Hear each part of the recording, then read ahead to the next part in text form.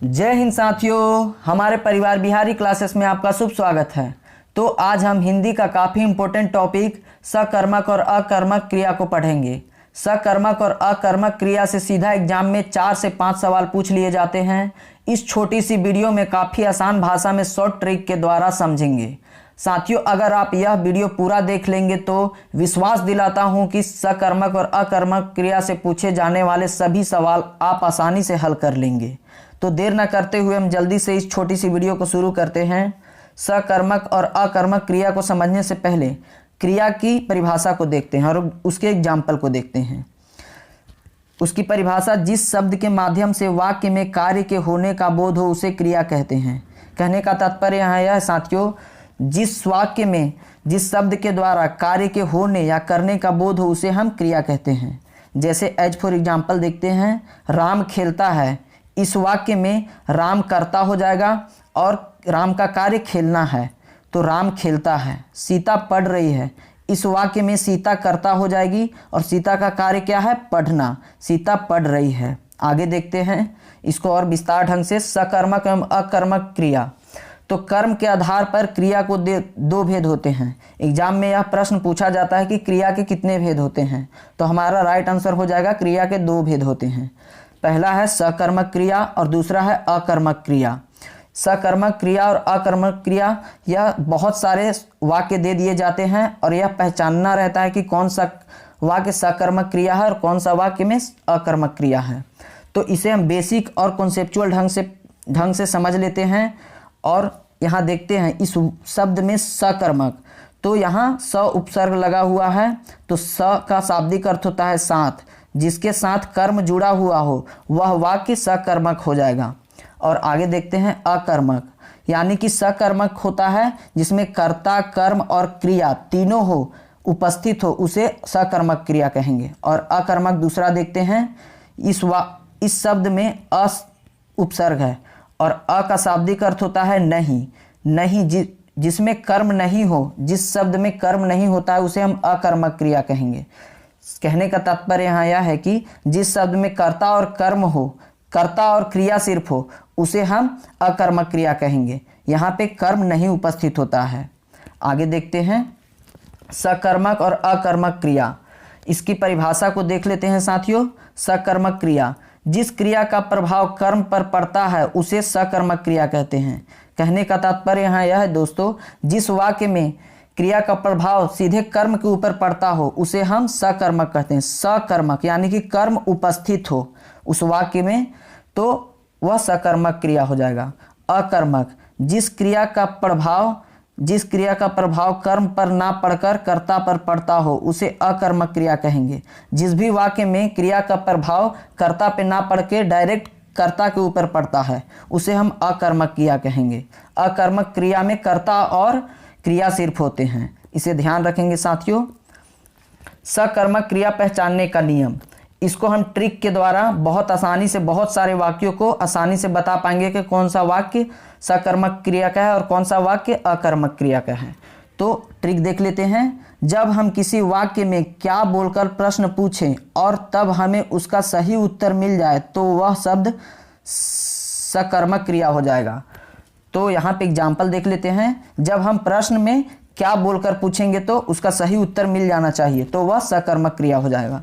Example देखते हैं। रीना मेला घूमती है, तो रीना क्या घूमती है, यहाँ पूछेंगे सवाल, तो रीना मेला घूमती है, हमें उत्तर आसानी से मिल जा रहा है, तो यह वाक्य सकर्मक क्रिया का हो जाएगा। आरोही किताब पढ़ती है, आरोही किताब पढ़ती है, तो यह प्रश्न पूछा जा सकता है कि आरोही क्या पढ़ती है, तो इसका हमारा राइट आंसर मिल जा रहा है आरोही किताब पढ़ती है, तो यह वाक्य सकर्मक क्रिया का हो जाएगा। और साथ ही यह ध्यान रखेंगे साथियों कि सकर्मक क्रिया में कर्ता रीना और कर्म मेला और घूमना क्रिया यह तीनों उपस्थित हो। सकर्म यानी कि तीनों कर्म, क्रिया और कर्ता यह तीनों उपस्थित हो, वह सकर्मक हो जाएगा। आरोही कर्ता हो जाएगा और किताब कर्म हो जाएगा और पढ़ती है तो यह क्रिया हो जाएगा। तो यहाँ पे सकर्मक का उदाहरण हो जाएगा। आगे देख लेते हैं दोस्तों सकर्मक क्रिया के उदाहरण। यहाँ पे आगे बढ़ने से पहले साथियों, हमारा यह समझाने का तरीका और आपके लिए किया गया प्रयास आपको थोड़ा भी लाभ पहुंचाती है तो आप जल्द से हमारे चैनल को सब्सक्राइब कर लें। हमारा यह चैनल काफ़ी छोटा है, परंतु आपके लिए किया गया मेहनत और कंटेंट आपको बहुत लाभ देगी। आगे देखते हैं साथियों, अकर्मक क्रिया के उदाहरण, सकर्मक क्रिया के उदाहरण। हमने सकर्मक क्रिया को ट्रिक के द्वारा अच्छे से समझ लिया है। अब उसके एग्जाम्पल को कुछ देख लेते हैं। लाला जी ने केला खाया, तो यहाँ पे लाला हमारा कर्ता हो जाएगा, लाला जी, और केला हो जाएगा कर्म, और खाया क्रिया हो जाएगा। जब इस वाक्य में हम यह सवाल पूछे कि लाला जी ने क्या खाया, तो लाला जी ने केला खाया, यह हमारा उत्तर मिल जा रहा है, तो यह वाक्य सकर्मक का हो जाएगा। मोदी जी ने पगड़ी पहनी, तो मोदी जी ने क्या पहनी, पगड़ी पहनी। सूर्य कुमार यादव क्रिकेट खेलता है, तो सूर्य कुमार यादव क्या खेलता है, तो क्रिकेट खेलता है। बच्चे ने खिलौने तोड़ दिए, तो क्या का उत्तर हमें क्या तोड़े, तो खिलौने तोड़े। यह अच्छी से मिल जा रहा है, तो यह वाक्य सकर्मक हो जाएगा। और यहाँ पे सभी वाक्यों में क्रिया, कर्ता और कर्म तीनों उपस्थित है, तो सकर्मक हो जाएगा। और यहाँ क्रिया का प्रभाव, जैसे खेलना क्या खेलता है, तो क्रिकेट खेलता है, तो क्रिया का प्रभाव डायरेक्ट कर्म के ऊपर पड़ रहा है, तो यह वाक्य सकर्मक हो जाएगा। अगर क्रिया का प्रभाव डायरेक्ट कर्ता के ऊपर पड़ता, तो यह वाक्य अकर्मक का हो जाता। जैसे हम आगे देखेंगे, यहाँ पे कंक्लूजन हम यह निकाल सकते हैं सकर्मक क्रिया का, जिस वाक्य में कर्ता, क्रिया और कर्म तीनों उपस्थित हो उसे सकर्मक क्रिया कहेंगे। आगे हम अकर्मक क्रिया देख लेते हैं। अकर्मक क्रिया पहचानने का नियम, इसका भी ट्रिक है। जब हम किसी वाक्य में क्या बोलकर प्रश्न पूछे और हमें उसका सही उत्तर नहीं मिल पाए, तो वह अकर्मक क्रिया का वाक्य हो जाएगा। जैसे मोहित हंसता है, तो इस वाक्य में जब हम यह प्रश्न पूछेंगे मोहित क्या हंसता है, तो यहाँ पे हमें बिल्कुल साइलेंट उत्तर नहीं मिल पा रहा है, तो मोहित क्या हंसता है, तो यहाँ यह वाक्य अकर्मक का हो जाएगा। और इसको यह इस तरीके से भी समझ सकते हैं कि मोहित हंसता है, तो मोहित हंसना यहाँ पे कर्म बिल्कुल नहीं है, तो कर्म नहीं है, तो यानी क्रिया का प्रभाव डायरेक्ट हमें कर्ता के ऊपर पड़ रहा है, तो यह वाक्य अकर्मक का हो जाएगा। रोशन सुबह देर से उठता है, तो रोशन क्या उठता है, तो इसका उत्तर हमें नहीं मिल पा रहा है भली भांति तरीके से, तो यह वाक्य अकर्मक का हो जाएगा। और भी कुछ उदाहरण अकर्मक का देख लेते हैं साथियों। रॉबिन बहुत तेज दौड़ता है, तो रॉबिन क्या दौड़ता है, तो इसका उत्तर हमें नहीं मिल पा रहा है। और इस वाक्य में कर्ता और सिर्फ क्रिया है, और क्रिया का प्रभाव डायरेक्ट रॉबिन के ऊपर पड़ रहा है। रॉबिन क्या दौड़ता है, तो नहीं, तो रॉबिन दौड़ता है, तो कौन दौड़ता है, रॉबिन दौड़ता है, तो दौड़ना प्रभाव डायरेक्ट कर्ता के ऊपर पड़ रहा है, तो यह अकर्मक हो जाएगा। आगे देखते हैं, अंकित तिवारी गाता रहता है, तो अंकित तिवारी क्या गाता रहता है, तो इसका उत्तर हमें सही से नहीं मिल पा रहा है, तो यह वाक्य अकर्मक का हो जाएगा साथियों।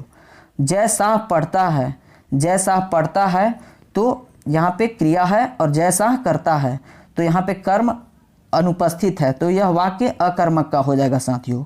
विराट कोहली दिन भर खेलता है, तो यह हम प्रश्न पूछ सकते हैं विराट कोहली क्या खेलता है, तो यहाँ पे हमें इसका उत्तर बिल्कुल ही नहीं मिल पा रहा है, तो अकर्मक का यह भी उदाहरण हो जाएगा। यहाँ पे कंक्लूजन यह निकाल सकते हैं कि जिस वाक्य में कर्ता और क्रिया हो परंतु कर्म ना हो, अकर्मक क्रिया कहलाता है। साथियों, यहाँ पे यह वीडियो समाप्त होता है। यह सभी वाक्य एग्जाम में भर भर के सवाल पूछे जाते हैं कि कौन सा वाक्य सकर्मक क्रिया का है, कौन सा अकर्मक क्रिया का है। इसलिए इस वीडियो को पुनः देखें और अपनी तैयारी को बेहतर बनाएं। हमारे इस चैनल पे जीके, करंट अफेयर और भी बहुत सारे ज्योग्राफी का वीडियो डाला गया है। आप उन सभी वीडियो को देखें और आप हमारे इस चैनल से जुड़े रहें। उसके लिए आभार रहेंगे। धन्यवाद।